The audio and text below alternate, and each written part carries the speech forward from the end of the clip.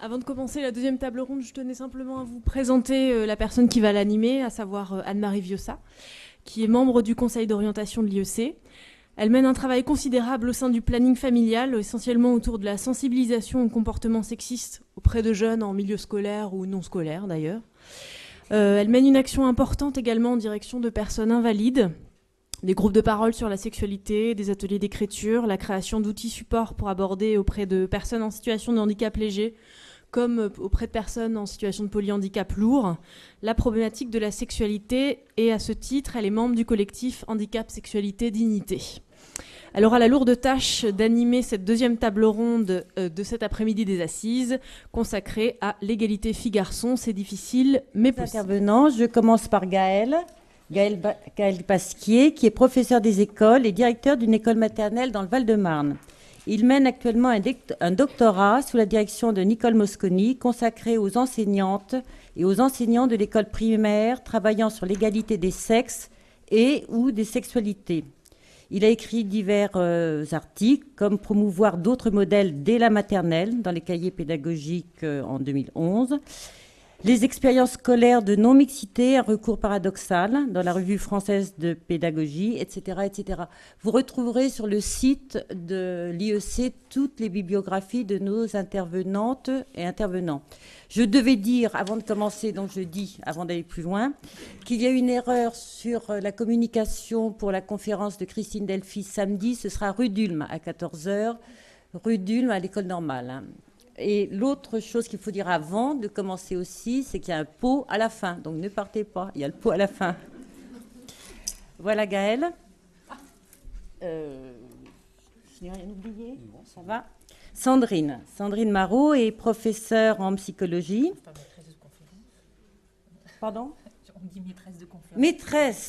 Maîtresse de conférence, habilitée à diriger des recherches à l'Université de Paris-Ouest Nanterre La Défense. Elle est dans l'unité de formation et de recherche des sciences psychologiques et des sciences de l'éducation. Elle est responsable de l'équipe genre, savoir et éducation du Centre de recherche et éducation de formation. Elle a des recherches en cours sur l'implication du genre et du rapport au savoir, du sens commun concernant la différence des sexes dans les constructions identitaires et dans la reproduction des inégalités de sexe, sur l'étude de l'emprise de genre, sur les représentations de soi, d'autrui, des relations femmes-hommes et des conduites dans différents contextes. Elle a écrit de nombreux ouvrages, de la mixité à l'égalité, un cheminement vers l'indépendance à l'égard du genre à accompagner, en 2011. L'égalité des sexes à l'école aujourd'hui, qu'en est-il? Comment y contribuer? En 2011 également. Repérer les inégalités qui masque les différences dans les cahiers pédagogiques. Pareil, vous retrouverez toute sa bibliographie sur le site de l'IEC.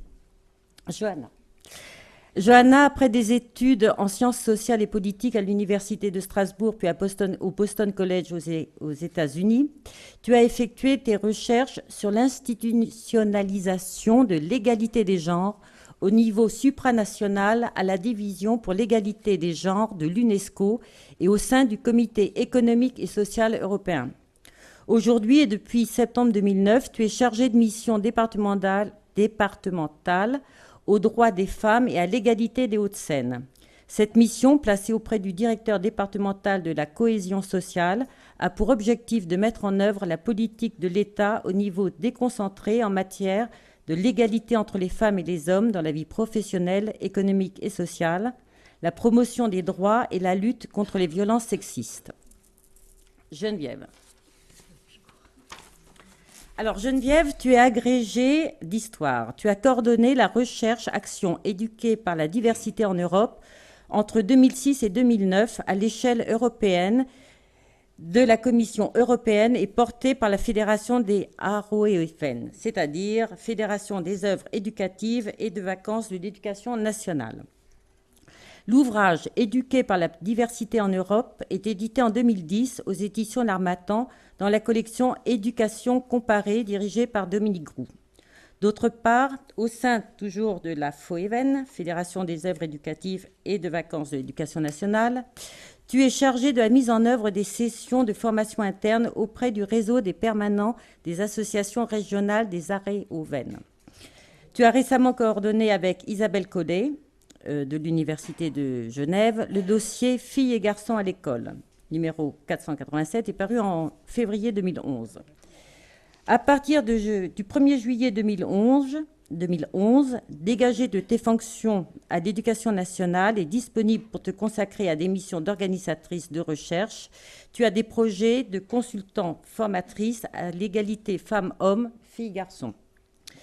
Tu es intégrée à l'équipe de recherche genre, savoir, éducation du CREF à Paris 10, Nanterre, dirigée par Nicole Mosconi et Sandrine Marot. De nombreux articles dans le cahier pédagogique Filles et garçons à l'école, le rempart des idées reçues, tout cela on le trouve sur le site des cahiers pédagogiques, une histoire de la mixité, enfin une grande bibliographie de livres et d'articles que je vous recommande de consulter sur le site quand ce sera en ligne avec les assises.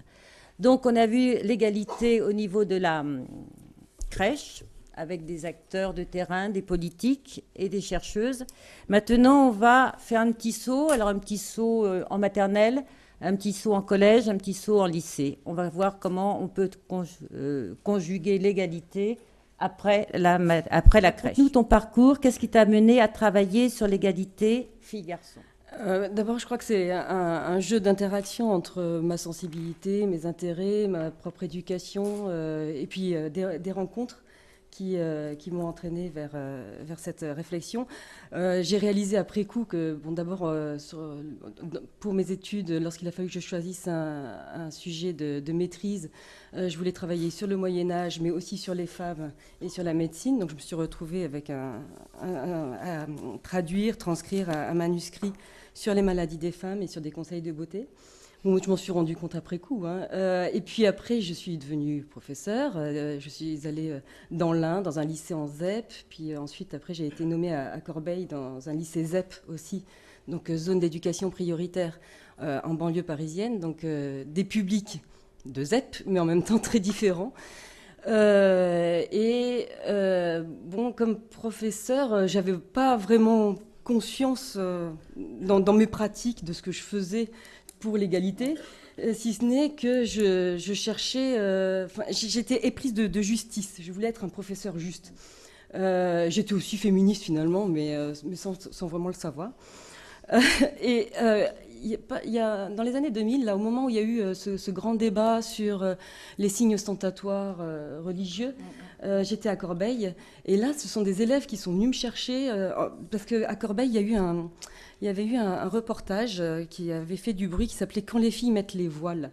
Et c'était sur les filles musulmanes de ces banlieues parisiennes qui sont confrontées à leur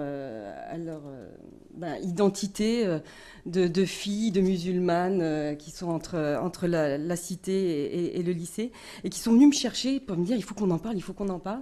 Et là, j'avais organisé un débat. Alors, on a analysé le reportage, et puis il y a plein d'élèves qui sont venus dans ce débat qui était à la limite foireux sur le plan organisationnel, parce que c'était entre midi et 2, le chef d'établissement était d'accord, mais bon, en même temps, on ne me donnait pas vraiment les moyens. Donc les gens partaient, revenaient, mais ça avait marché, vraiment. Bon, a posteriori, je réalise que j'étais sensible et que même on venait me chercher pour un certain nombre d'actions de ce style-là. Et puis ensuite, donc, je suis partie un petit temps de l'éducation nationale pour un mouvement complémentaire de l'école, qui est aussi un mouvement d'éducation populaire dont on a parlé tout à l'heure, qui s'appelle les Aroévennes. Et moi, j'étais à la fédération des Aroévennes. C'est un mouvement populaire qui est né en 1945, après la guerre, et qui travaille d'abord sur le secteur formel et non formel de l'éducation. Et j'étais responsable de la formation et de la recherche, dont une recherche qui était celle financée par l'Europe, éduquée par la diversité en Europe. Et là, des rencontres, plusieurs rencontres, notamment avec l'équipe Genre, Savoir et Éducation de Nanterre, Nicole Mosconi et Sandrine Marot, et qui dans cette recherche qui a associé 9 pays européens, et puis diversité, c'est vague, il y avait une seule équipe qui proposait un travail sur le genre, c'était l'équipe française de Nanterre. Et ça aussi, on me l'a dit après coup, j'ai vraiment appuyé cette équipe qui n'était pas très entendue par les autres. Et je les ai aidés à prendre leur place dans le groupe européen pour faire entendre la question du genre. Parce qu'en Pologne, en Bulgarie, encore au Portugal, c'était quand même assez lointain. Ça ne les intéressait pas vraiment.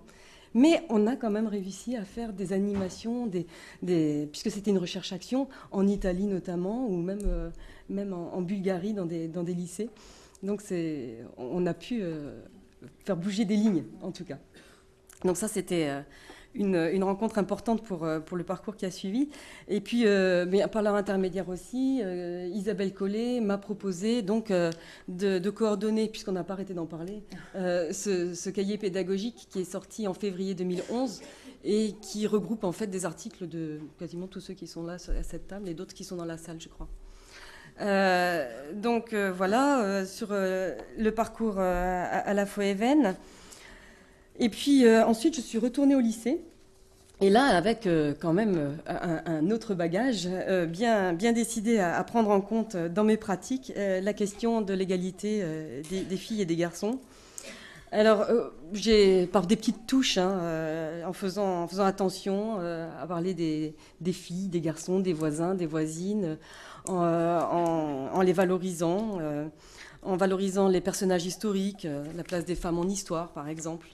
Et puis d'autres choses dont le rempart des idées reçues dont on parlera peut-être tout à l'heure. La question me semblait simple au départ et puis finalement je me suis dit qu'elle n'était pas si évidente que ça pour moi et ça en a entraîné d'autres. Finalement, est-ce que je l'ai vraiment fait, ça, travailler à l'éducation à l'égalité, et est-ce que j'y suis vraiment parvenue? Alors du fait, grâce ou à cause des assises de l'IEC, cela m'interroge aujourd'hui. Bon. En tout cas, ce que je peux dire, c'est qu'à défaut d'avoir peut-être effectivement par le passé, et j'insiste bien sur les termes, directement travaillé sur l'éducation à l'égalité, ce qui est certain, c'est que je m'y emploie aujourd'hui depuis quelques années et je vais au moins essayer de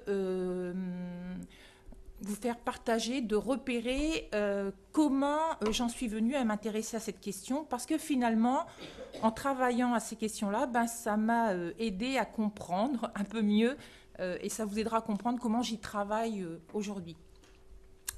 Donc en fait, ce qui est certain, c'est que originellement, si je puis dire, ce sont les différences psychologiques qui m'intéressaient. Je suis psychologue de formation et j'ai exercé pendant un temps. Et donc, je m'intéressais vraiment aux différences psychologiques, leur repérage, leurs mesures, leur implication dans les conduites. Et cela parce que ma formation de psychologue, elle s'inscrit dans une spécialité au sein de la psychologie. Et dans cette spécialité, l'étude des différences qui permettent de rendre compte des conduites occupe vraiment une place de choix. C'est la psychologie différentielle. Qui, pour le dire vite, s'intéresse aux différences entre les individus, à ce qu'on appelle la variabilité intra-individuelle préférentiellement.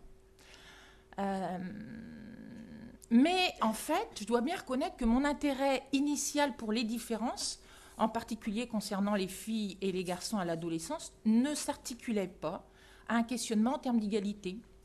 Il s'agissait plutôt pour moi de questionner l'identité sexuelle, la personnalité des individus et d'y repérer quelques caractéristiques qui apparaissaient pertinentes pour rendre compte des conduites différentes dont témoignent les individus.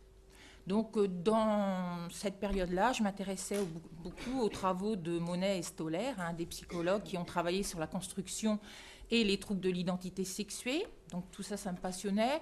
Les travaux de Sandra Bem sur les rôles de sexe et l'androgynie psychologique. L'androgynie psychologique, ça renvoie au fait de se définir à la fois aussi fortement par des caractéristiques dites féminines et des caractéristiques dites masculines. Et puis je m'intéressais aussi à des travaux de Maccobé et Jacqueline sur les différences psychologiques vraies entre les sexes. Voilà.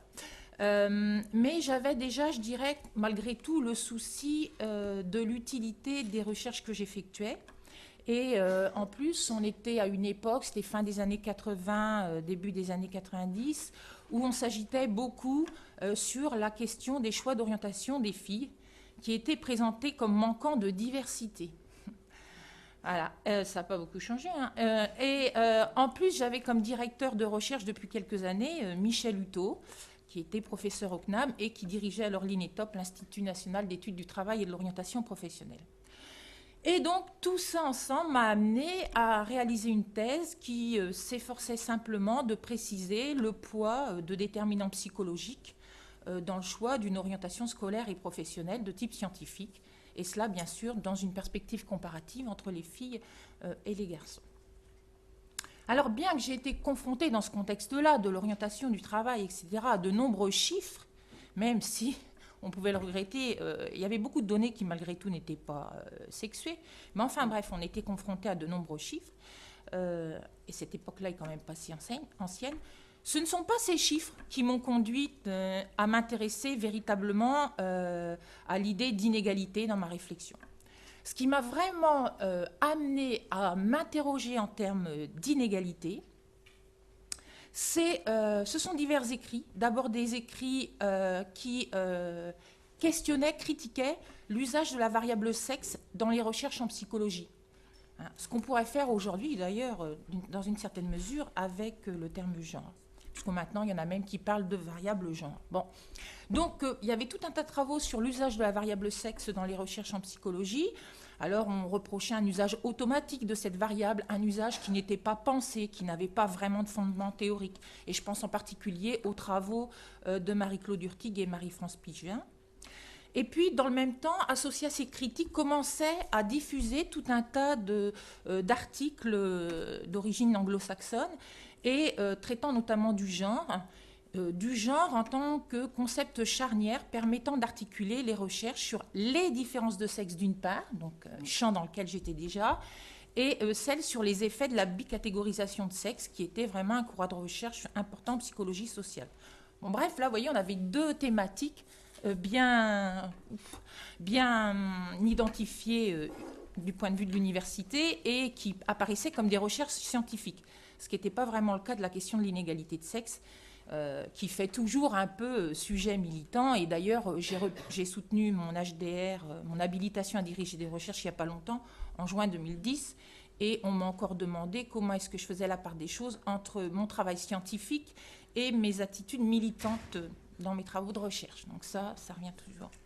Et puis, je me suis aussi beaucoup intéressée, et ça aussi, ça m'a beaucoup questionnée, aux écrits d'anthropologues qui mettaient bien en relief combien les caractéristiques attribuées à l'un et l'autre sexe posaient et justifiaient en différents lieux et très concrètement l'inégalité des sexes et la domination masculine. Par ailleurs, acceptée par le plus grand nombre. Bon, je vais faire vite, j'ai juste une minute.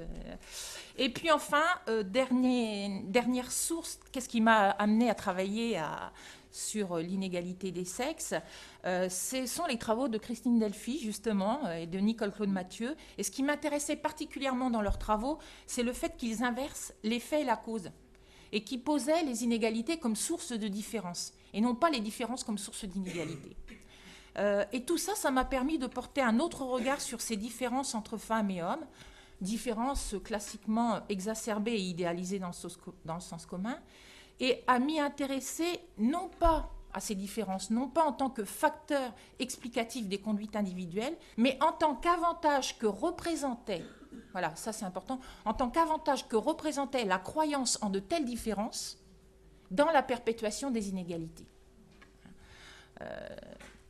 Voilà. Et donc, sans rien lâcher vraiment de mes intérêts initiaux, je suis passée d'un intérêt pour les différences de sexe en elles-mêmes, en quelque sorte, à un désir de comprendre leur implication dans la production d'inégalités, sachant qu'entre-temps, évidemment, ce à quoi renvoyait pour moi le terme sexe avait également changé. Hein. Là, dans mon évolution, de plus en plus, j'ai associé le sexe à une catégorisation sociale. Voilà. Et puis, pour finir, ma rencontre avec Nicole Mosconi m'a incité à considérer la question du comment faire de la mixité de sexe un outil de l'égalité, un outil pour penser l'égalité. Voilà. Et la question qui, en tant que chercheuse, s'est alors posée à moi, a été la suivante. Comment est-ce qu'en termes de recherche, je peux intégrer différences et inégalités de sexe pour travailler l'éducation à l'égalité? Je dirais plusieurs ingrédients. Donc, tout d'abord, bien sûr, le parcours personnel, mais aussi universitaire. Donc, l'intérêt pour ces questions et puis de nombreux enseignements qui m'ont permis de mieux connaître, mais aussi acquérir des compétences. Deuxièmement, le cadre instituant, le cadre de la politique publique de l'égalité femmes-hommes, filles-garçons et des droits des femmes. Et puis troisièmement, le partenariat ou les ressources dont je dispose sur le département des Hauts-de-Seine. Alors, pour revenir au cadre, ce cadre, donc, c'est un cadre d'une politique publique que j'ai pour mission de mettre en place sur le département.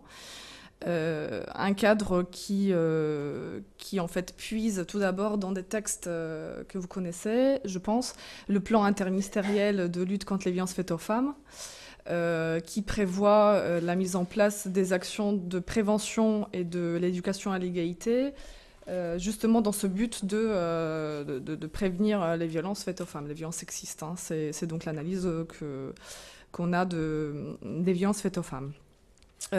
Ensuite, pour parler du cadre, donc le cadre qui est celui des commissions départementales, enfin de la commission départementale de lutte contre les violences faites aux femmes, qui est présidée par le préfet et qui en fait que je coordonne et qui se décline en 5 sous-commissions thématiques qui sont chacune portées par différents services de l'État. Donc pour l'hébergement, ça va être l'unité territoriale de la DRIL aujourd'hui. Pour l'éducation en milieu scolaire, ça va être l'inspection académique. Alors je ne vais pas les décliner toutes, mais vous imaginez que c'est une politique très interministérielle, comme je l'ai dit. Donc les services tels que la police, la justice, les services d'emploi-travail sont également associés à ces travaux. Donc la commission départementale, la sous-commission qui est pilotée par l'inspection académique, elle se penche sur les questions d'information, de prévention, de l'éducation à l'égalité. Et donc c'est dans ce cadre-là que nous avons travaillé avec différents partenaires professionnels, associatifs, des partenaires du Conseil général, d'autres personnes ressources, et puis tous les institutionnels qui ont bien voulu en fait s'associer à nos travaux. Donc, nous avons travaillé sur des constats aussi, sur le partage des constats, puisqu'ils sont pas très nombreux. Et là, je fais référence notamment à une étude, ou plutôt une recherche-action qui a été menée notamment par Isabelle Collet et Sandrine Marot, qui est ici présente, et que vous pouvez lire dans les mêmes cahiers pédagogiques qui étaient présentés tout à l'heure. Alors, donc voilà, les constats qui sont là, qui sont encore très peu nombreux, mais qui sont surtout pas connus de professionnels de terrain que je rencontrais. Donc l'idée était de mieux travailler sur ces constats.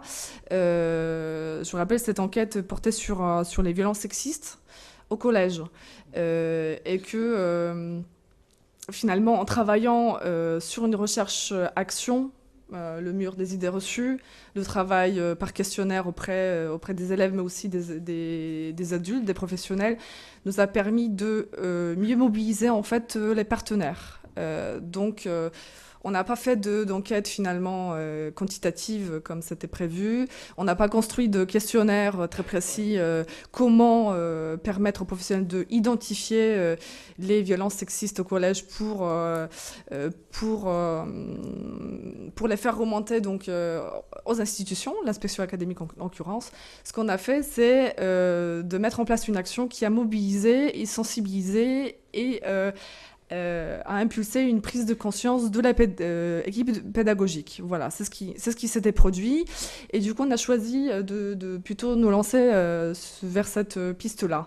Je vous parlerai de ce projet à la fin. Là, je voulais revenir encore, et pour clore sur le cadre, la Convention régionale pour l'égalité filles-garçons, hommes-femmes dans le système éducatif qui a été signée par le Conseil régional, la préfecture de région et les 3 rectorats en Île-de-France en 2009 jusqu'en 2011. Voilà, donc ça c'est notre cadre de travail et que finalement... c'est aussi grâce à des partenariats multiples, des ressources que nous avions, soit cette enquête qui était menée, donc, qui a commencé tout juste quand je suis arrivée sur le poste, et puis de nombreuses associations qui ont déjà travaillé ou réfléchi sur ces questions, qui m'ont permis finalement de m'axer en fait sur cet axe de travail, donc l'égalité, l'éducation à l'égalité. Sachant que, comme je le disais, ou je ne l'ai pas dit encore, on va dire je suis une sorte de mécanisme institutionnel sur le département qui a pour objectif en fait d'intégrer l'égalité des genres, enfin intégrer dans la démarche de gender mainstreaming, l'égalité homme-femme, femme-homme dans toutes les politiques sectorielles. En fait, je suis là pour rappeler les principes, pour veiller à ce qu'elles soient mises en œuvre et pour impulser des actions innovantes. Donc ce qui se passe, c'est que c'est aussi au gré des rencontres que les actions se mettent en place, que c'est aussi finalement en fonction des partenariats institutionnels. Mes collègues d'autres directions qui sont plus ou moins sensibilisés, c'est toutes ces conditions qui doivent être réunies pour que j'arrive en fait à mettre en place ces actions-là. Voilà, donc c'est aussi dans la pratique quotidienne, dans cette pédagogie quotidienne que je commençais à sensibiliser les partenaires. Et c'est peut-être aussi pour ça que je trouvais ça extrêmement important de partir de là, partir des formations, des sensibilisations, des séances d'information, avant de mettre en place des actions autres. Voilà. Je suis directeur d'école maternelle, donc pour que tout le monde connaisse un peu le statut des directeurs d'école maternelle, je n'ai pas le statut de supérieur hiérarchique par rapport à mes collègues. Je suis leur collègue et donc je suis chargé d'un certain nombre de tâches administratives et de l'animation pédagogique de l'équipe. Donc c'est important parce que j'ai aussi charge de classe, c'est-à-dire que dans l'école où je suis, qui compte 9 classes, j'ai 2 jours ma classe de petite section en charge, et puis 2 autres jours je suis au bureau et je gère d'autres choses. Voilà, donc cette double casquette finalement en classe et puis hors de la classe, ça permet aussi d'initier un certain nombre de projets, de dire que quand on a un peu envie que certaines choses se mettent en place, ben voilà, nous aussi on peut être moteur parce qu'on a des élèves et on le fait. Néanmoins, quand je suis devenu directeur, j'avais pas beaucoup d'ancienneté dans la fonction de professeur des écoles, et donc je marchais un peu sur des œufs, et je m'intéressais moi à la question de l'égalité des sexes et des sexualités parce que je m'intéressais aux questions d'homophobie, d'homosexualité. Forcément donc aux stéréotypes de sexe, et on arrive vite aux questions d'égalité.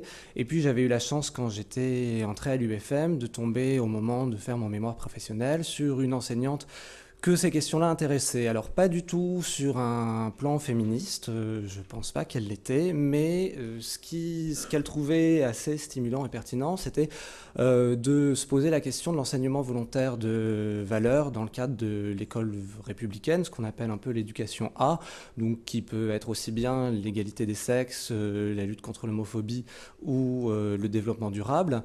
Et donc elle se demandait, voilà, qu'est-ce que ça questionne en tant que posture enseignante, rapport aux élèves, influence qu'on peut exercer sur eux, et puis sur la répartition traditionnelle entre public et privé, mise en question par les féministes, mais qui reste quand même assez prégnante dans nos métiers.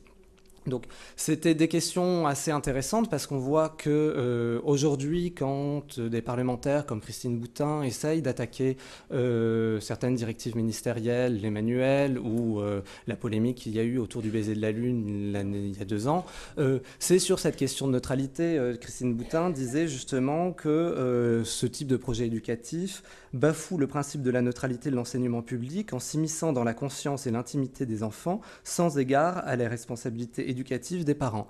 Donc c'est vraiment ces questions qui sont au cœur de ce qu'on essaye de faire, voilà, enseigner l'égalité des sexes. Donc après, donc, quand j'ai mis des petites choses en place dans ma classe, et donc quand je suis devenu directeur, c'est poser la question de savoir comment finalement essayer de l'aborder au niveau de mon équipe. Et j'y suis allé à petits pas et assez discrètement, c'est-à-dire au départ en m'étonnant alors déjà, tous les enseignants ne sont pas d'horribles sexistes, et toutes les enseignantes et tous les enseignants ne sont pas d'horribles sexistes. Donc, enfin, j'en reparlerai après. Mais de temps en temps, on en a parlé tout à l'heure pour la crèche, c'est-à-dire des affichages. D'un côté, l'affichage filles, et de l'autre côté, l'affichage garçons, avec les photos des élèves. Dans ma classe, il y a des filles, dans ma classe, il y a des garçons. Ou quand l'élève arrive, il doit mettre son étiquette, et il le met d'un côté s'il est une fille, elle le met d'un côté si elle est une fille, et il le met d'un côté s'il est un garçon. Alors, pas toujours avec du rose et du bleu. En début d'année, ma collègue s'était chargée justement des étiquettes prénoms dans ma classe, et mon ATSEM, qui sait un peu que je suis assez sensible à ça, me dit « Ah, mais tu as vu les étiquettes ?» Je lui dis « Oui, mais c'est très bien. » Et puis elle me dit « Mais regarde un peu mieux, je pense que ça va pas aller. » Et effectivement, la personne qui est à la classe, donc avec moi le jeudi et le vendredi, avec qui je m'entends très bien d'ailleurs, avait mis du vert pour les garçons, je crois, et du jaune pour les filles. Donc forcément, et c'est finalement le même type de question que je pouvais poser à mes collègues quand j'arrivais dans leur classe, mais tiens, pourquoi tu fais ce type d'affichage? Alors, il y a des tas de réponses. Il y a soit un objectif mathématique, ah bah oui, c'est plus simple comme ça, le matin, on compte les filles, on compte les garçons, ça nous fait réfléchir, etc. Bon, on peut trouver autre chose. Une enseignante que j'ai interrogée dans le cadre de ma recherche dit, bah finalement, on peut aussi compter les enfants avec lacets et les enfants avec les chaussures à scratch. Voilà. Il y a aussi une question de « Ah ben oui, mais quand il va reconnaître son prénom, notamment pour ces fameuses étiquettes jaune et vert, ça va faciliter la discrimination parce qu'il va aller plus vite. Tout de suite, le garçon ira du côté du vert, la petite fille du côté du jaune. » Il y a aussi d'autres remarques qui m'ont un peu plus surprise, c'est-à-dire que, bah oui, forcément, l'enfant est jeune, donc il a besoin de se construire, il a besoin de construire son identité sexuée, et puis ce à quoi moi je n'avais pas du tout pensé, la grammaire, c'est-à-dire que quand il va voir qu'il y a la catégorie fille, la catégorie garçon, il saura qu'il doit utiliser le masculin et utiliser le féminin, et que ça lui donnera des repères. Alors, cette histoire de catégorisation, je trouve que c'est pas anodin parce que sur d'autres choses, par exemple dans mon école, il y a une communauté juive importante et donc beaucoup d'enfants qui, par exemple, le midi ne mangent pas de viande. Donc ils ont des substituts de repas et ça ne viendrait à l'idée de personne de faire des tables exprès pour les enfants qui ont ces substituts de repas, on les mélange et puis on trouve des solutions. Et là, eh ben, dès le plus jeune âge, comme ça a été dit tout à l'heure, on fait des catégories et avec la supposition, du moins l'enfant peut le dire comme ça, que si on prend la peine de le mettre dans une case, c'est qu'après, par la suite, dans les apprentissages, ça aura un rôle à jouer. Donc voilà. Et sinon, après, en tant que directeur, toujours dans l'idée des petites choses, je disais que... Mais je suis un peu long, donc j'en parlerai tout à l'heure. Voilà. Tu peux passer discrètement. Non. C'est le point de la littérature antisexiste. C'est assez important. Alors, quand j'ai commencé à faire ma recherche, j'avais du mal à trouver des enseignants qui travaillaient sur l'égalité ou des sexes ou des sexualités. J'avais toujours l'impression que les réseaux que j'avais m'emmenaient toujours vers les mêmes personnes. Je pense qu'il y a beaucoup d'enseignants qui finalement mettent des choses en place. Et dans mon école, par exemple, j'avais une enseignante qui lisait depuis quelques années des albums de Talent Haut. Donc, la littérature, finalement, quand petit à petit, là, enfin, il faut de l'argent, mais on crée une bibliothèque de littérature de jeunesse commune à l'école. Donc, je mets des titres, des albums d'Adéla Turin, des albums de Talent Haut ou de Thierry Lenain. Et puis, c'est là. Parfois, je vois qu'ils sont empruntés, parfois ils restent. En général, quand ça parle d'homoparentalité, d'homosexualité, ça a plus tendance à rester. Mais en tout cas, ces albums sont là, je sais qu'ils sont feuilletés par mes collègues et que d'une certaine manière, ça permet après d'en parler en équipe. Sur laquelle je voudrais insister, c'est que le passage travailler sur les inégalités à travailler à l'égalité, il n'est pas aussi automatique qu'on peut le penser. Et je pense que c'est important d'en avoir conscience. En d'autres termes, avoir conscience, connaître les inégalités ne donne pas nécessairement les solutions pour éduquer à l'égalité. C'est un travail à part entière de travailler à éduquer à l'égalité. Donc c'est une condition nécessaire, connaître les inégalités, etc., à laquelle j'ai aussi beaucoup travaillé, mais pas suffisante. Parce que justement, nous sommes sous l'emprise du genre, comme on l'a bien illustré dans la table précédente, et je vais en reparler.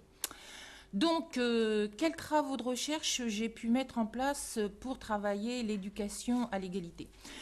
Alors, déjà, je peux dire que oui, je m'intéresse de manière beaucoup plus centrale aujourd'hui à la question de l'éducation à l'égalité, et c'est en vue de travailler cette question, à la fois sur le plan conceptuel, parce que je crois que c'est très important pour monter des dispositifs qui fonctionnent, qui tiennent la route. Donc, travailler cette question sur le plan conceptuel, mais aussi travailler cette question sur le plan empirique, en menant notamment des recherches-actions, et en mettant en œuvre des recherches sur le terrain. Et pour cela, j'ai proposé ces dernières années un concept, le concept de dépendance-indépendance à l'égard du genre, ou DIG, la DIG. Donc je vais dire rapidement quelques mots sur ce concept-là. Alors qu'est-ce que la DIG ? En fait, la DIG prend en compte la dialectique différence-inégalité à laquelle on est quotidiennement confronté. Dialectique qui a été bien analysée, bien décryptée par Geneviève Fraisse, pour rendre compte de notre participation à la perpétuation des inégalités. Ça, je crois que c'est quelque chose d'important, notre participation à la perpétuation des inégalités. Alors attention, je tiens tout de suite à préciser que oui, je suis psychologue, mais je ne tiens pas à psychologiser à outrance les choses. Et je tiens bien à préciser que je ne considère nullement que ce sont les individus, et uniquement les individus, qui plus est, qui sont responsables de la situation inégalitaire des deux sexes dans les sociétés. J'ai jamais dit ça et je le dirai pas. Je sais très bien la part non négligeable des structures sociales, du pouvoir politique et économique dans cette situation, et je m'y intéresse également du reste. Mais dans le cadre de mes travaux sur la DIG, il se trouve que dans ce contexte-là, je me focalise davantage sur l'individu, qui, comme le soulignent d'ailleurs depuis longtemps les études en psychologie sociale, et plus récemment, par exemple, les écrits de Butler, l'individu qui ne fait pas que subir les normes. C'est un peu simpliste de penser ça, bien sûr. Les individus produisent aussi les normes. Et c'est à cet aspect-là, qui n'est qu'un aspect de la question, que je m'intéresse. Donc, la DIG, ça renvoie à une certaine sensibilité à l'injustice. On en a beaucoup parlé aussi dans la table ronde précédente. Donc, une certaine sensibilité à la justice associée aux distinctions de sexe, sensibilité qui nous caractérise tous et toutes de manière variable, les uns et les unes par rapport aux autres. Donc, il y a, je reviens à mon vieux dada, la variabilité interindividuelle. Donc, il y a une grande variabilité interindividuelle, mais aussi chez une même personne, d'un contexte, d'une situation sociale à l'autre. C'est donc pas une dimension, une caractéristique de personnalité au sens où on l'entend classiquement en psychologie. Quand on parle de dimension, de caractéristiques de personnalité en psychologie, il y a l'idée d'une forte stabilité dans le temps et à travers les situations de la caractéristique en question. Or là, ce n'est pas le cas. C'est plus simplement la DIG, une dimension double qui nous caractérise de manière variable, j'insiste beaucoup là-dessus, suivant les contextes et les situations. Donc, nous sommes, de mon point de vue, à la fois dépendants et indépendants à l'égard du genre. Et je précise qu'ici, le genre est pris au sens de système de normes de sexe hiérarchisant qui situe l'un et l'autre sexe dans un rapport inégalitaire. Car dans ce système, l'un, qui renvoie au masculin, a plus de valeur socialement parlant que l'autre, associé au féminin, et donc l'un domine l'autre. Voilà. Donc quand je parle de l'emprise du genre, c'est l'emprise de chacun et chacune d'entre nous par rapport à ce système. Dans ce contexte-là, être dépendant à l'égard du genre, c'est être sous l'emprise du genre, et donc de ce système, ce qui peut impliquer, je vais donner 2 grands axes d'implication. Soit on partage clairement, consciemment, explicitement ses idées, et par exemple, se comporter en macho et l'assumer. Il y a des gens qui se comportent en macho qui l'assument. Je rappelle que le machisme, très clairement, c'est considérer que la femme est inférieure à l'homme. Et il y a des gens qui considèrent ça et ça ne les gêne pas plus que ça. Il faut aussi pas toujours penser qu'on est sexisme ou machisme par négligence. Il y a des volontés délibérées aussi, bah oui. Donc, et donc, par exemple, ne serait-ce que dans le contexte du travail, on rencontre malheureusement, je suis désolée, encore bien souvent, des attitudes machistes dans différentes situations. On peut également rencontrer des attitudes machistes entre jeunes et moins jeunes. On en a rencontré là dans le cadre de l'étude violence, dans le contexte des relations amoureuses, où en certaines situations, elle va conduire par exemple la fille à adopter certaines conduites sexuelles, hein, sous prétexte que c'est le gars qui commande, quoi. Bien, donc ça c'est une tendance, hein. Et puis, donc, dans ce cas-là, évidemment, ces personnes-là témoignent d'une certaine dépendance à l'égard du genre. On témoigne aussi d'une certaine dépendance à l'égard du genre quand on ne voit pas le système fonctionner. On ne voit pas le système fonctionner. Aussi, ça aussi, on l'a évoqué avant, c'est la force de l'habitude, ou encore l'habitus dont parle Bourdieu. On a tellement l'habitude d'entendre dire un certain nombre de choses sur les filles et les garçons. Par exemple, que les filles sont moins fortes que les garçons. Ce que dans nos esprits, on va traduire par tous les garçons, sans exception, sont plus forts que les filles. Bon, alors là, on voit déjà le problème. Ou que les filles ne connaissent rien à la technique. Eh bien, on croit tellement à ça que finalement, il y a un certain nombre de comportements qui activent cette croyance et qui ne nous interpellent pas du tout. Par exemple, on va avoir dans le contexte du travail, je pense à ça parce qu'en ce moment je suis un peu dans cette sphère-là, un collègue homme qui va faire des choses à la place de femmes. Voilà. Ou encore éviter de confier, de demander à des femmes de réaliser certaines activités. Hein. Alors il y en a, ils appellent ça la galanterie. Bon, d'accord. Bon, enfin, j'ai fini. Donc, une autre manière de dire les choses est que la dépendance à l'égard du genre, ça renvoie au fait soit de considérer les inégalités comme légitimes, comme naturelles, soit à ne pas voir les inégalités comme des inégalités, mais comme de simples différences, et donc des différences tolérables, acceptables. Voilà. Et ces deux grands cas de figure reflètent une insensibilité à l'injustice. Cette insensibilité à l'injustice résulte elle-même d'une emprise du genre sur nos représentations et nos conduites. Alors, l'indépendance à l'égard du genre, par opposition, ça renvoie à une sensibilité à l'injustice, dont on repère, et quand on a cette sensibilité, on repère très vite les manifestations de l'injustice, justement. On repère très vite le rôle de l'assignation de sexe dans les différences faites entre individus, et on les traduit très vite en termes d'inégalité également. Donc on voit les différences, mais on voit très bien aussi de quoi sont porteuses toutes ces différences qu'on met en avant. Donc c'est pour ça que je parle de dépendance-indépendance à l'égard du genre. En d'autres termes, il n'y aurait pas ou très peu d'individus totalement dépendants ou totalement dépendants ou totalement indépendants à l'égard du genre, de manière constante, en tout temps et en tout lieu. Mais en fait, chacun et chacune d'entre nous, on est plus ou moins dépendant ou indépendant à l'égard du genre, suivant les situations, hein, que ce soit au regard de nos représentations d'autrui, de nous-mêmes ou des conduites. Et c'est cette variabilité de la digue qui permet aux inégalités de perdurer, parce que personne ne pense être inégalitaire, hein, même personne ne le veut l'être. Beaucoup de gens ne veulent pas l'être, hein, mais simplement, au pire, certaines personnes admettent faire quelques petites différences, pas bien méchantes, hein, et ne reflétant finalement que la nature, car quand même, on a beau dire, hein, les femmes et les hommes, c'est pas la même chose, c'est différent. Et dire cela, ce n'est pas être sexiste. Hein.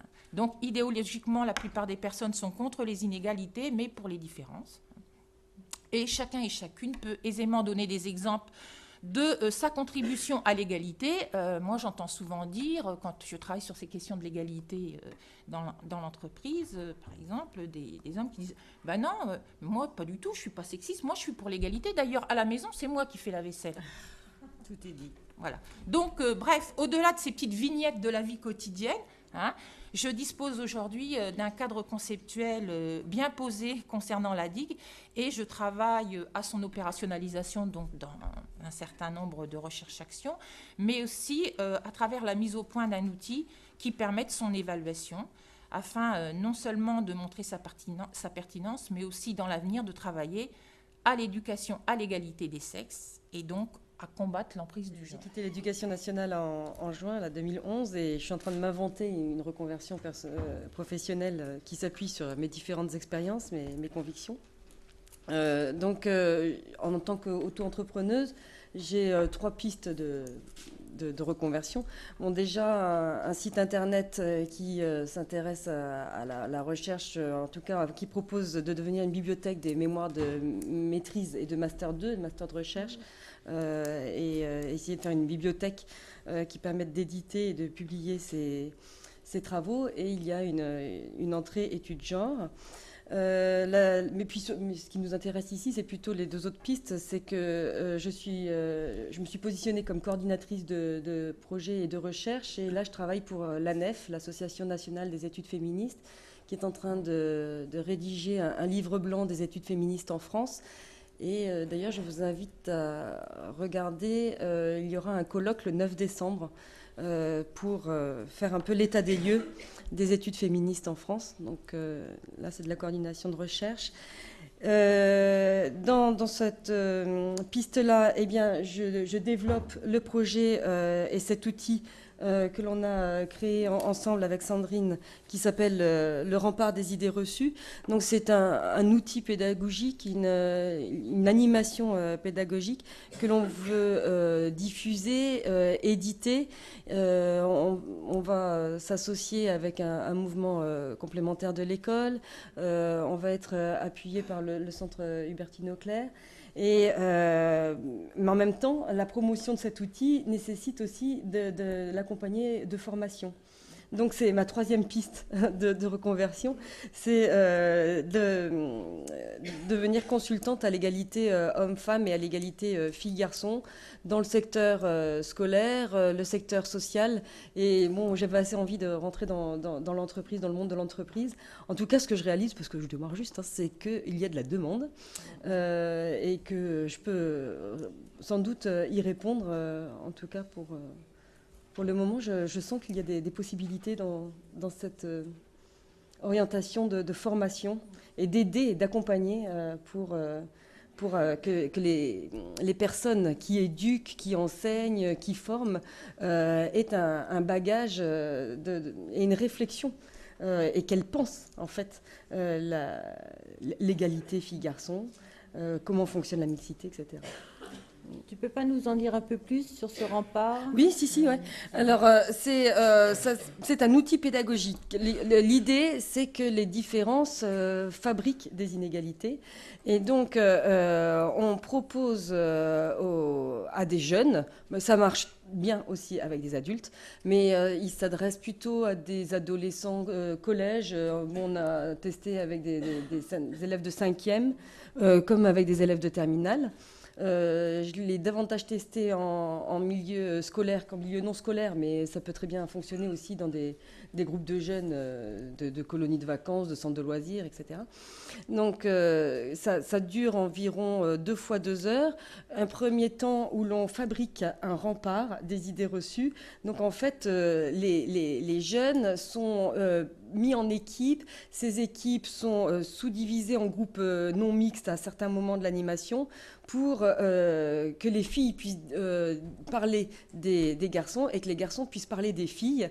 Et ensuite, il y a confrontation. Qu'est-ce que les filles disent des garçons? Qu'est-ce que les garçons disent des filles? Et ils peuvent se confronter au regard de l'autre. Et alors, donc, il y a ce temps de fabrication du rempart des idées reçues, donc des clichés, des stéréotypes, et puis un deuxième temps où l'on met en place un débat, un forum débat, qui permet aux filles et aux garçons qui ont participé à la création de ces briques de rempart de déconstruire le rempart, en fait, on veut les guider et les amener à réaliser que finalement, les différences sont créatrices d'inégalités et ne sont pas forcément complémentaires. Hein, et il faut faire attention. Et donc, c'est une façon d'éduquer à l'égalité. Il n'est pas vraiment possible de remettre en cause la hiérarchie qui existe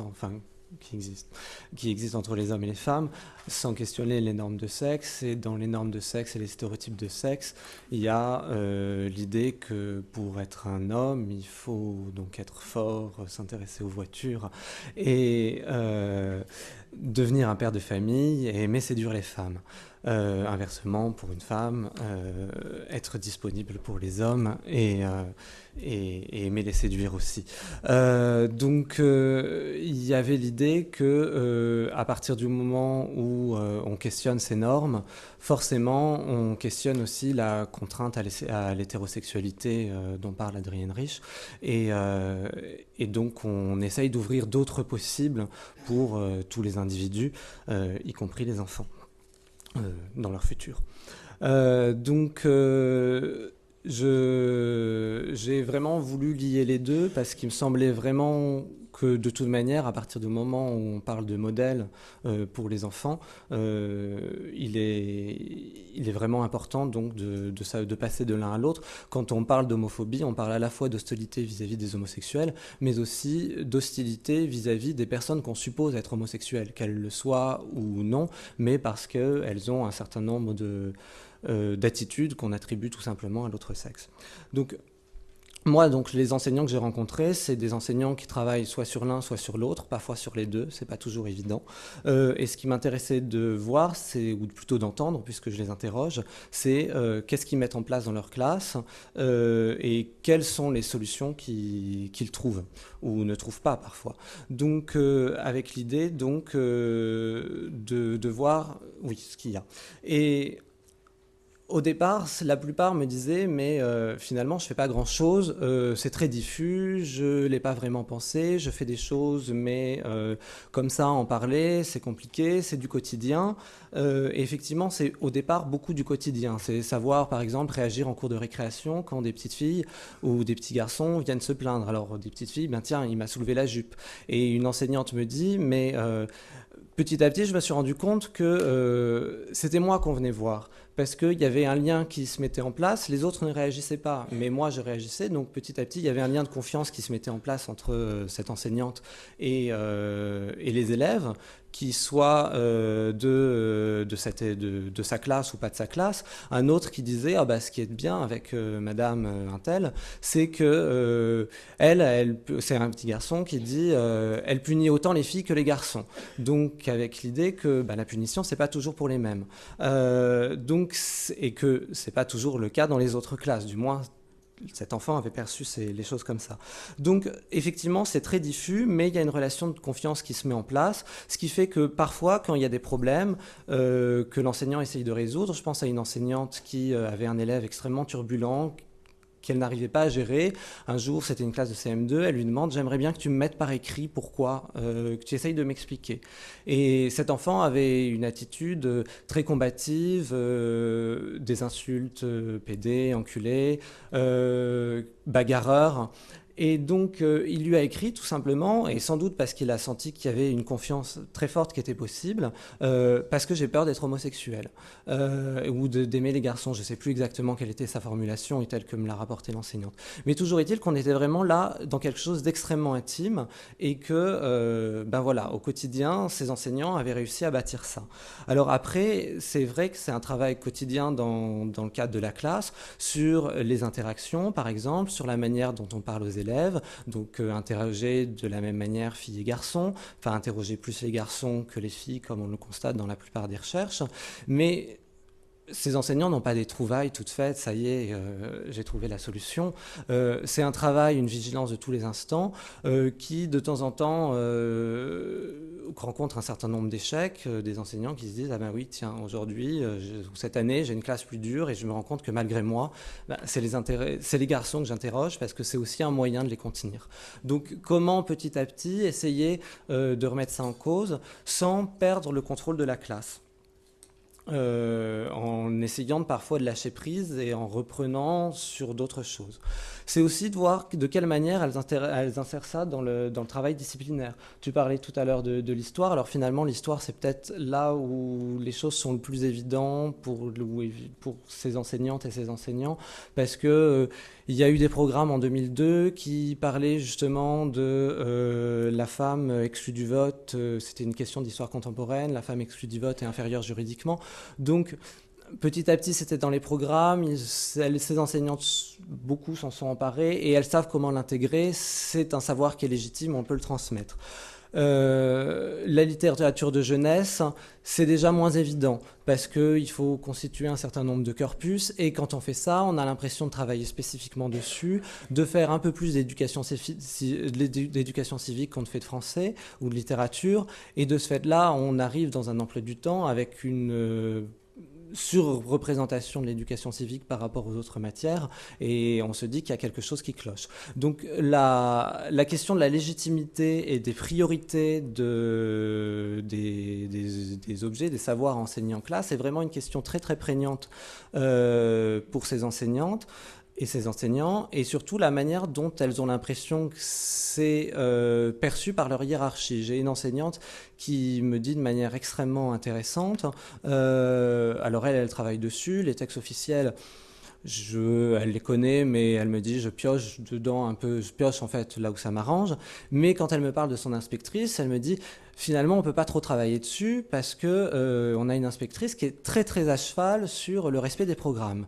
Mais c'est dans les programmes. Simplement, cette enseignante projetait chez cette inspectrice, à tort ou à raison, le fait que, pour elle, c'était annexe. Voilà. Donc, c'est vraiment voir comment est-ce qu'on arrive à agencer tout ça, avec parfois des trouvailles qui sont vraiment très intéressantes. Je pense à une enseignante qui s'est enregistrée en classe, a constaté que, elle interrogeait plus les garçons que les filles, alors qu'elle-même avait une sensibilité féministe, et elle avait une classe de petite section.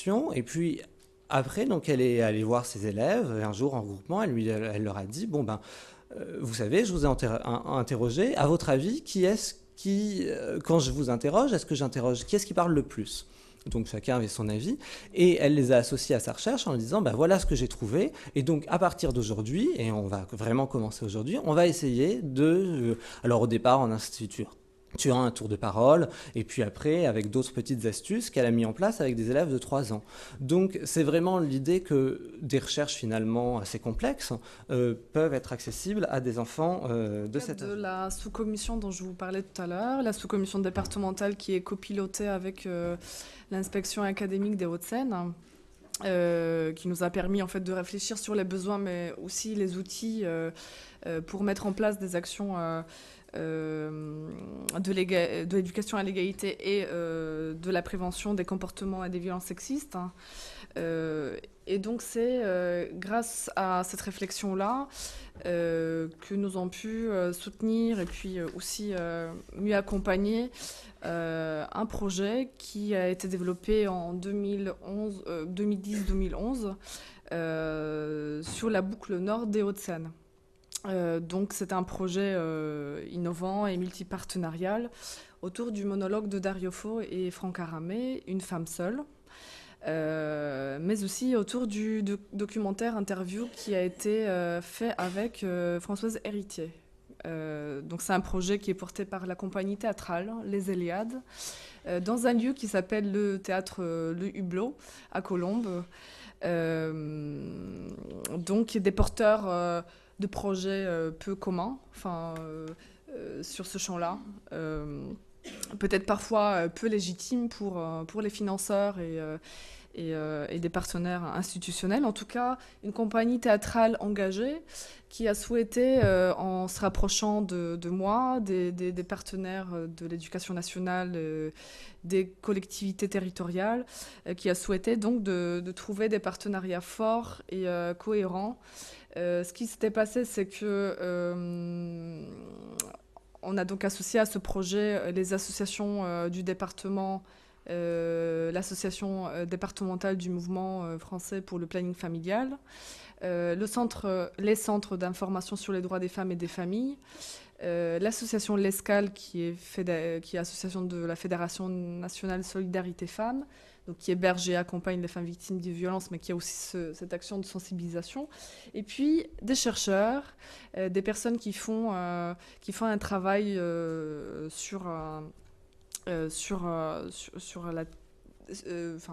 sur la pensée et la réflexion sur l'éducation à l'égalité, donc notamment Gaëlle Pasquier, Sandrine Marot et d'autres, donc qui nous ont permis de travailler en amont et en aval. Ce qui est intéressant dans ce projet, c'est que nous sommes constitués en comité de pilotage interprofessionnel, interinstitutionnel, et nous avons construit ensemble un dossier pédagogique, donc des fiches actions, mais aussi toute une information sur les droits des femmes, sur les violences faites aux femmes. Je n'ai pas spécifié peut-être le thème, mais il s'agissait en fait de sensibiliser, de mener un vaste programme de sensibilisation contre les discriminations fondées sur le genre et les violences faites aux femmes.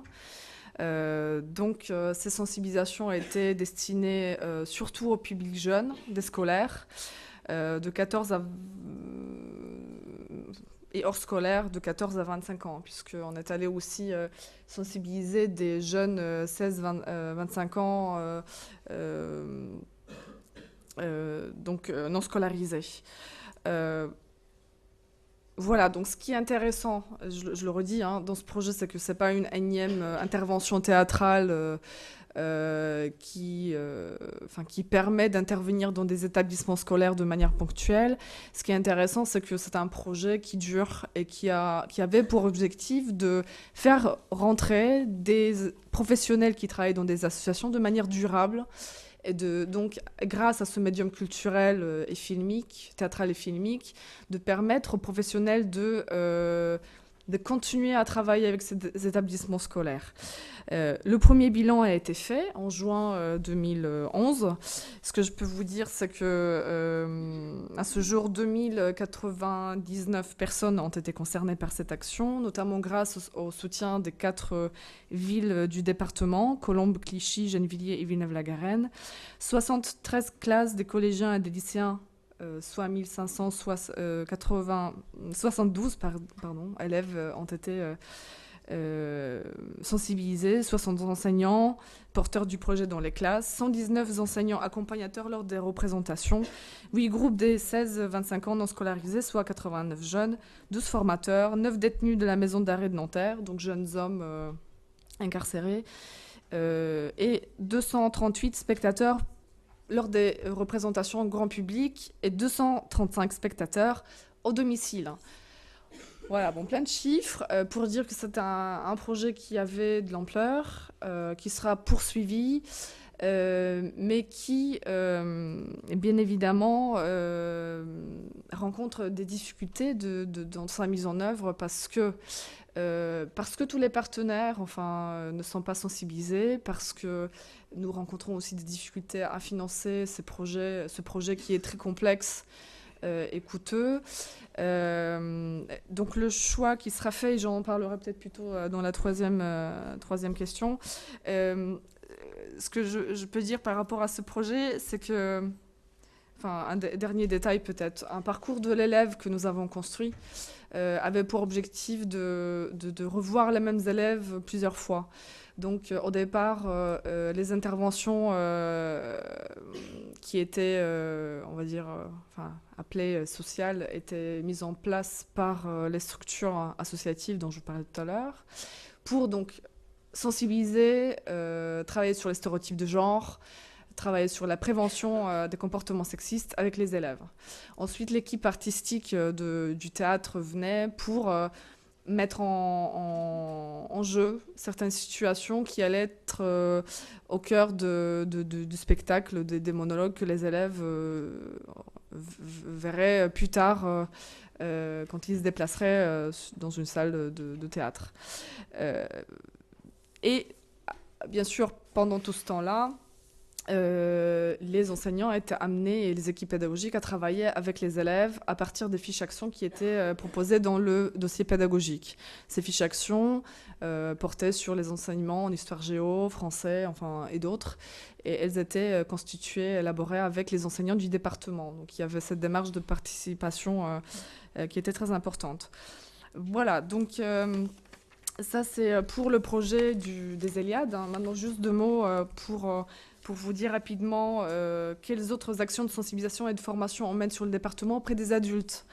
Donc l'idée est de, comme je disais, de former ou d'informer sur les inégalités ou l'égalité filles-garçons, femmes-hommes, et de faire en sorte que les personnels de police, les travailleurs sociaux, les professionnels de l'éducation nationale ou de la santé s'emparent de cette question. Nous avons donc en 2010 rencontré avec différentes associations partenaires, donc l'ESCAL, Salon de Flora Tristan, Mouvement du planning familial, CIDFF, Mouvement d'Uni, pour en citer plusieurs. Nous avons donc sensibilisé, encore une fois des chiffres, mais je pense que c'est important aussi d'en parler, 1627 professionnels, femmes et hommes, 1483 jeunes, des femmes aussi en groupe non mixte, et tout ça lors des formations qui sont donc menées en partenariat avec les associations. Je vais en citer 3 peut-être. Tout d'abord, les formations qui ont été menées au rectorat de Versailles pour les infirmières, médecins scolaires, enseignants, CPE.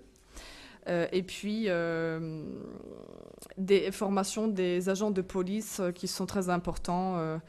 Voilà, donc ça c'est les actions qu'on mène sur le 92. On va continuer à développer et à mettre en place le projet de la compagnie Les Eliades, mais en travaillant davantage le projet d'établissement et plus dans la démarche qualité.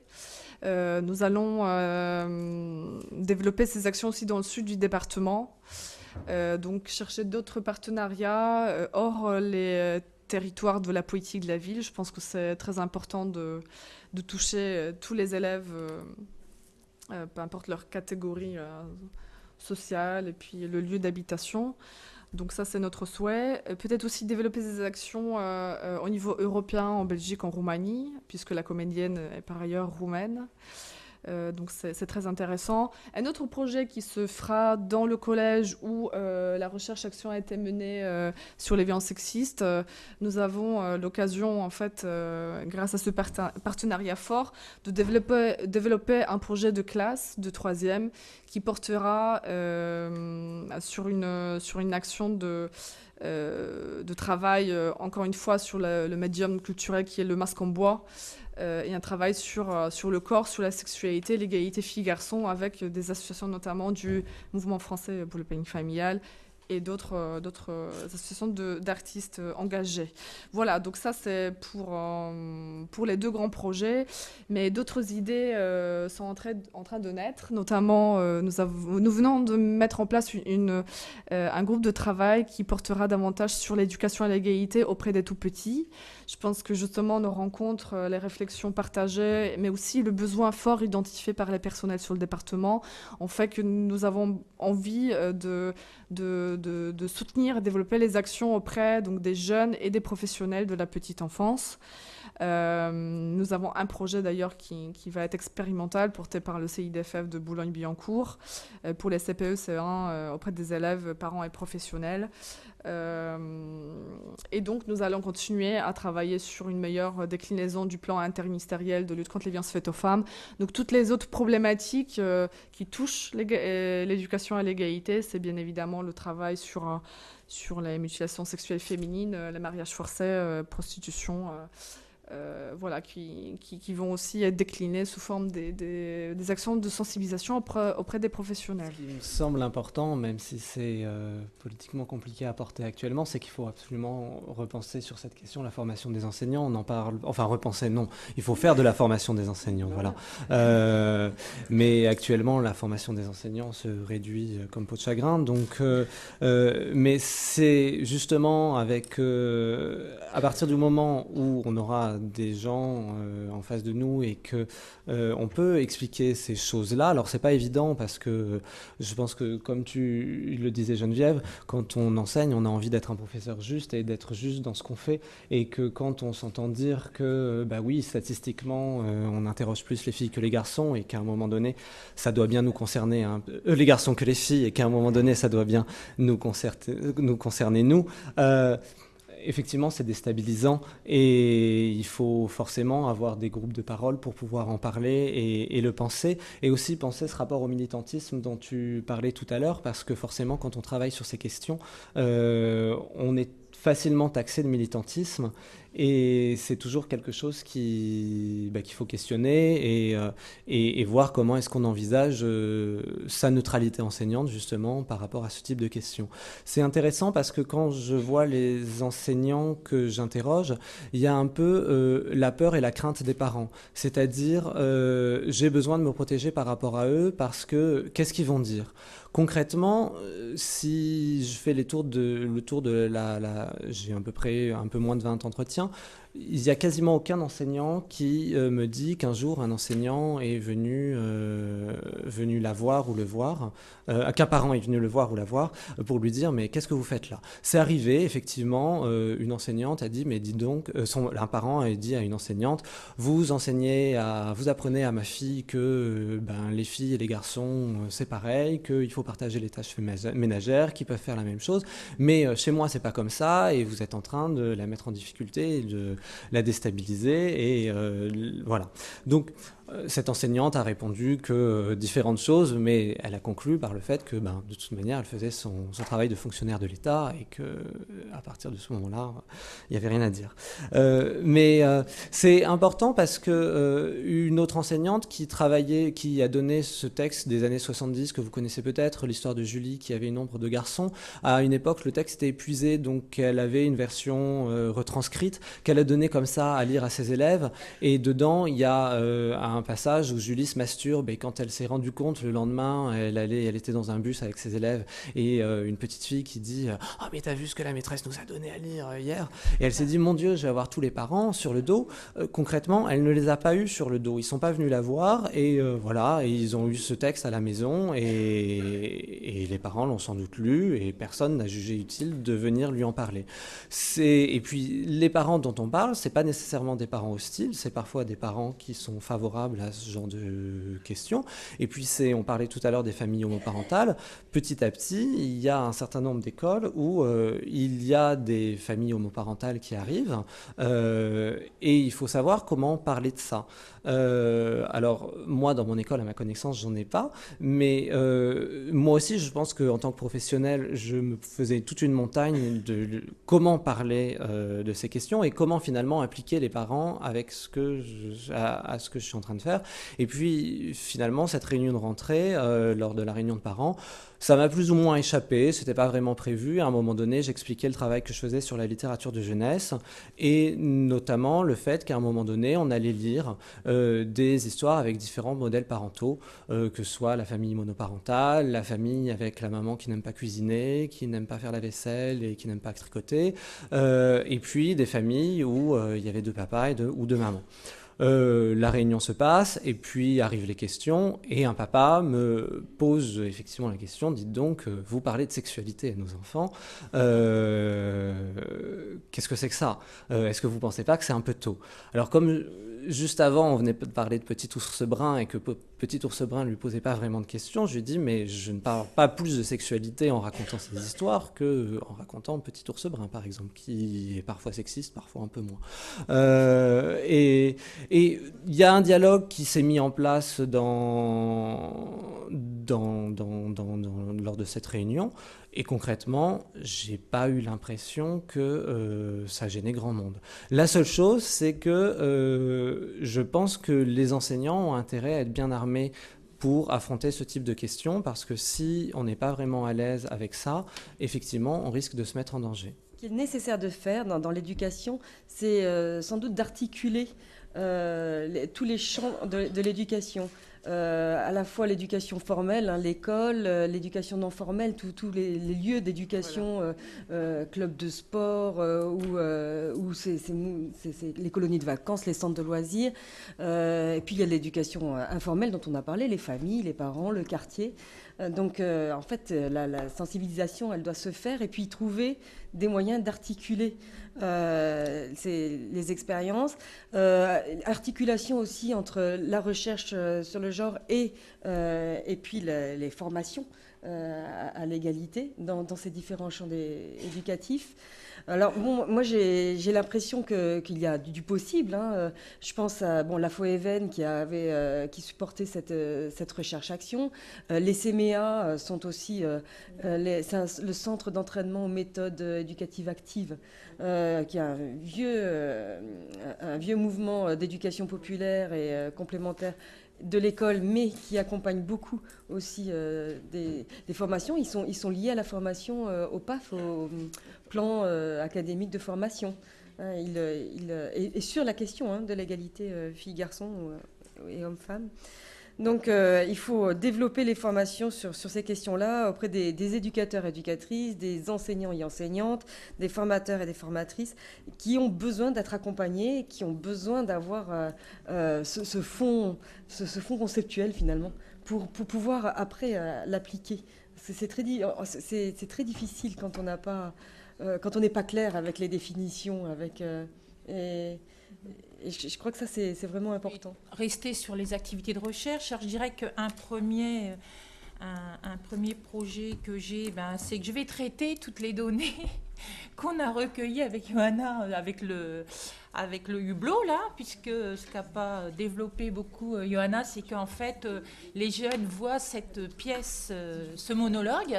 Suite à ce monologue qui traite des violences conjugales, ils ont un reportage Françoise Héritier qui leur parle de domination masculine et qu'est-ce que ça implique très concrètement dans les relations des femmes et des hommes, etc. Et ensuite, on a un débat. Et ce débat, il est parfois très chaud. Il y a une très grande diversité d'une classe à l'autre. C'est franchement la nuit et le jour. Puis on a fait les prisons toutes les deux avec Johanna, donc c'est encore un autre débat. Et tout ça, c'est filmé et enregistré. Voilà, donc je vais me coller à exploiter toutes ces données parce que je crois que c'est extrêmement important de diffuser. Il y a là tout un tas d'informations qu'on recueille, c'est extrêmement important de diffuser ça. Donc à la fois pour diffuser et puis aussi pour se donner des éléments pour ces débats, parce que faire des débats c'est très important, mais si les débats sont mal cadrés, on peut aboutir à tout à fait l'inverse. Et être convaincu de la nécessité de l'égalité des sexes, encore une fois, ça ne suffit pas. Quand vous avez, nous des fois on s'est retrouvés avec 50, 60 jeunes en face qui discutent dans tous les sens, qui sont très axés sur la sexualité, sur les relations entre eux, etc., il faut tenir la route du débat. Donc l'idée c'est d'écouter tout ça et d'en tirer aussi des éléments pour mieux encadrer les débats. Donc ça c'est un premier volet. Deuxième volet, je reste avec ma digue. Et l'idée c'est de valider, j'ai commencé à valider l'outil. Je peux vous dire qu'on voit une grande variabilité interindividuelle. Tout le monde n'est pas sous l'emprise du genre au même niveau. Il y a une grande variabilité suivant les situations, les contextes et les situations. Et justement, l'idée, c'est, une fois que j'aurai bien validé cet outil, de repérer les situations, les contextes qui sont favorables à la dépendance ou à l'indépendance à l'égard du genre, de manière à pouvoir mieux cibler les actions. Et de manière à pouvoir articuler la passation de cet outil avec derrière un travail de réflexion par rapport aux différences et inégalités. Alors bien sûr, l'exploitation des données que je pourrais recueillir par cet outil en vue de formation, évidemment, les contours, ça reste encore à définir, mais j'ai déjà plein d'idées en tête et j'espère que très prochainement, on arrivera à une réalisation différente. Le Gall, oui. Parler par exemple du droit. À chaque fois que j'entends parler du droit, on dit « nous avons acquis dans le droit » et puis on parle des mentalités. Mais non, le droit, c'est pas... En France, on a une idée très proclamatoire du droit. Alors évidemment, il faut lever les interdictions quand elles existent et puis proclamer l'égalité et tout ça. Mais il n'y a pas de mentalité. En fait, c'est du déni de droit. Nous n'avons pas l'habitude de considérer que le droit est un ensemble qui comporte des aspects institutionnels, des aspects juridiques, tout un appareil, mais que le droit, c'est sa mise en œuvre. Et d'ailleurs, dans les pays scandinaves, nordiques, on n'a pas du tout la même idée du droit. Ça leur semble aller dans le sens de l'application du droit. Eh bien, je conclurai en disant ceci. Au lieu de parler des mentalités, Parce qu'alors là, ça devient flou et soi-disant que ça va évoluer. Et les jeunes, c'est plus du tout la même chose. On voit d'ailleurs comme c'est inexact. Eh ben, j'ajouterais ceci, c'est du déni de droit. Et si on appelait les choses par leur nom, on aurait une autre idée sur ce qu'il faut faire. Parce que faire évoluer les mentalités, ben, ça donne des programmes d'information, tout ça coûte très cher d'ailleurs, et aboutit pas tellement à ce à quoi on pense. Mais avoir un vrai programme de mise en œuvre du droit, c'est ça le droit. C'est ça le droit. Le reste, c'est du déni de droit. C'est pas de la mentalité. Alors bon, on appelle ça comme ça. Et les mentalités, ben, c'est l'autorisation de pas appliquer le droit. Voilà ce qu'on appelle la mentalité. Je m'appelle Roselyne Ségalen. Et je voulais absolument abonder dans le sens de ce qu'a dit cette personne. Et je voudrais aussi rappeler qu'il y a eu, je crois que c'était en 1999, mais je ne suis pas certaine de la date, donc quelque chose qui s'est passé qui s'appelle le CEDAW, C-E-D-A-W, et qui n'est pas très connu en France. Alors effectivement, ce sont des initiales donc à l'anglaise et qui parlaient justement de l'acceptation par la majorité des pays du monde à faire valoir les droits des femmes. Et effectivement, on y fait très peu référence en France. Je pense que lorsque vous disiez tout à l'heure, à juste titre, et je salue votre travail, hein, absolument, qu'il fallait que les enseignants soient armés voilà, lorsqu'ils enseigneraient simplement des choses qui relèvent effectivement du droit des êtres humains, eh bien, ils pourraient simplement se référer à cela. Voilà, c'est pas tiens, on va mendier quelques miettes d'égalité. Non, on va parler de droits humains qui sont dénigrés dans ce pays depuis des années. Je voulais aussi demander si à Johanna Koszkowska, excusez-moi si j'écorche votre nom, voilà, s'il serait possible, éventuellement, un jour, de soit rendre, interdire la pornographie, ou alors, dans le meilleur des cas, de l'expliquer. Parce que, je suis désolée, mais tout ce que vous avez fait, qui est génial, peut être en un tour de clic par n'importe quel enfant de 12 ans, complètement annihilé, quand on voit les modèles proposés par la pornographie actuelle. Et 65% des clics en question donc actuellement sur Internet se retrouvent sur les sites pornographiques. Alors, fera-t-on dans notre pays un jour quelque chose de positif, enfin, ou négatif, sur la pornographie, qui est, à mon avis, quelque chose d'absolument fondateur dans l'éducation sexuelle des enfants? Et est-ce qu'on va ramener l'éducation sexuelle dans les programmes un jour, comme on veut ramener la morale? La morale, c'est simplement ramasser son mégot et le mettre dans la poubelle. Super, c'est très important. Mignon Lefebvre, édition Addis. C'est pas pour aborder encore un problème en plus, mais prenons l'opportunité. Je reviens d'un voyage au Québec d'études sur les soins à la personne.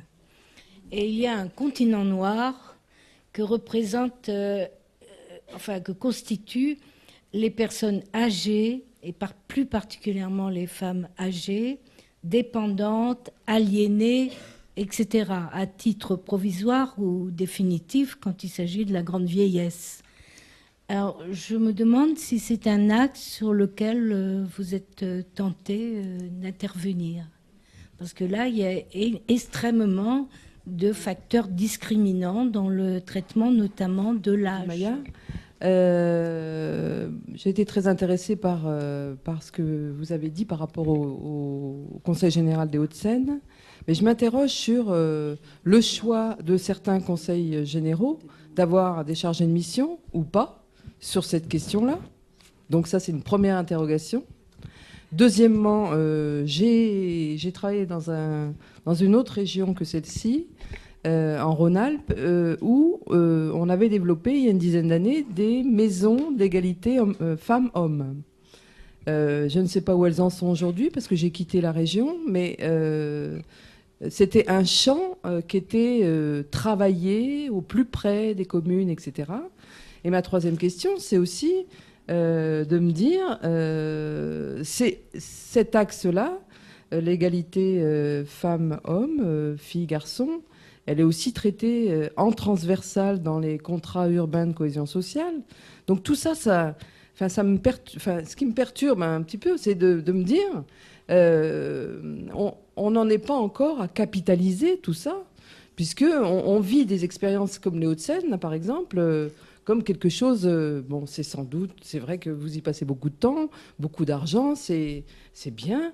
Mais je me demande, pour les gens qui habitent ailleurs, comment ça se passe, quoi. C'est une inégalité de territoire. Voilà. Lyonnais du CIDFF de Boulogne-Billancourt. Justement, en fait, c'est pas vraiment une question, c'est plutôt un complément d'information, puisque, comme l'a dit Johanna tout de suite, c'est que le CIDFF de Boulogne-Billancourt est en train de faire une action expérimentale auprès de deux écoles maternelles qui va viser donc des CPE CE1 principalement, et on va donc leur parler de l'égalité filles-garçons, hommes-femmes.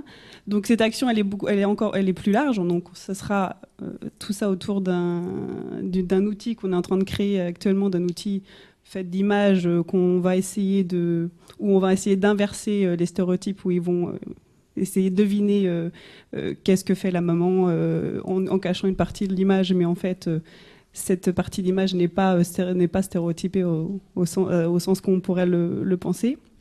Et donc on crée cet outil-là pour les élèves, mais en plus nous allons faire des interventions pour avoir une vision, pour toucher finalement les aspects, un public plus global. C'est-à-dire que certes il faut agir sur les enfants, mais évidemment agir également sur les enseignants et puis bien sûr les parents. Donc nous allons faire des interventions auprès des parents et des enseignants donc mélangés, pour pouvoir parler ensemble de l'égalité homme-femme, et notamment évidemment ce sera les parents concernés, les parents des enfants qui ont été concernés par cette action. On n'a pas développé ce qu'on fait, mais tant dans le rempart des idées reçues que dans le travail qu'on a fait avec Johanna, il y avait même des juristes qui sont présents. Donc bien sûr que ces adolescents et ces adolescentes, on ne leur fait pas un cours de droit. Simplement, on part de leurs questions, leur questionnement, et pour leur dire le droit. Et je vous garantis que le droit, on le leur dit. Alors maintenant, je suis bien d'accord avec vous, c'est pas qu'une question de mentalité, toutes ces histoires-là, mais c'est aussi une question de mentalité. Donc il ne s'agit pas de travailler que sur les mentalités. On dit le droit, mais dire le droit et le faire comprendre, être pour l'égalité, c'est aussi un état d'esprit et qu'il convient de travailler. Et croyez-moi qu'on le travaille. Quels que soient les niveaux auxquels on intervient. Voilà, c'était là. Alors, on ne cite pas forcément des grandes organisations, mais on leur explique bien les droits humains en la matière. Et je rajouterais qu'Amnesty International travaille beaucoup auprès des scolaires et travaille sur les textes de la CEDAW et sur les droits humains. Mais enfin, c'est vrai que les textes, c'est encore les droits de l'homme. Enfin, Amnesty parle des droits humains. La politique en fait, publique de l'égalité femmes-hommes, elle s'inscrit dans les conventions internationales, dans les textes européens, et nous sommes là grâce aussi à la CEDAW qui nous a permis de mettre en place des mécanismes institutionnels. Après, effectivement, dans le contenu des sensibilisations, des informations que je donne à des partenaires, j'en informe.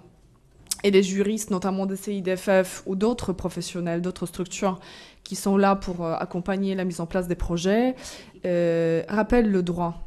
Et donc ces actions, forcément, je te rejoins, Sandrine, je voulais redire moi-même, s'appuient sur l'accès au droit. D'ailleurs, c'est une partie de l'intitulé de cette politique publique qui est l'accès des femmes au droit.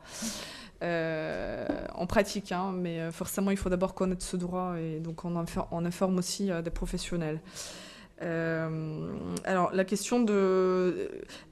Juste pour éclaircir une chose, moi, je ne représente pas le Conseil général, même si je suis chargée de mission départementale. Il faut savoir que l'État et le ministère a mis en place un réseau déconcentré pour donc s'assurer que cette politique ministérielle nationale soit réellement mise en place au niveau des régions et des départements.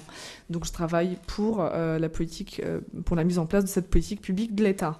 Les conseillers, les conseillers généraux, tout dépend effectivement de leurs priorités.